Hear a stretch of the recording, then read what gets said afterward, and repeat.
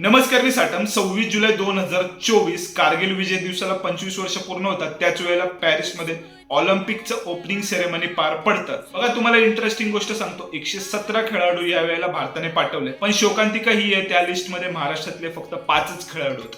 त्यापेक्षाही जास्त शोकांतिका ही आहे की कुस्तीमध्ये एकही खेळाडू महाराष्ट्रातून रिप्रेझेंट करत नाहीये भारताला. बघा, पहिलं इंडिव्हिज्युअल मेडल देणारा एक महाराष्ट्रीयन व्यक्ती होता, त्यांचं नाव आहे के.डी. जाधव किंवा आपले खाशाबा. त्याच वेळेला पॅरालिम्पिक्स मध्ये सुद्धा इंडिव्हिज्युअल मेडल मिळवून देणारा पहिला भारतीय हा महाराष्ट्रीयनच होता. त्यांचं नाव आहे मुरलीकांत पेटकर. आज ही स्थिती आहे, एका प्रगत राज्यामधनं फक्त 5 खेळाडू ऑलिम्पिकला जातात. त्याच वेळेला हरियाणा सारख्या राज्यामधनं 24 खेळाडू आणि पंजाब सारख्या राज्यामधनं 19 खेळाडू ऑलिम्पिकला जातात. तुम्हाला काय वाटतं या शोकांतिकेबद्दल ते कमेंट सेक्शन मध्ये कळवा. बाकी हर हर महादेव.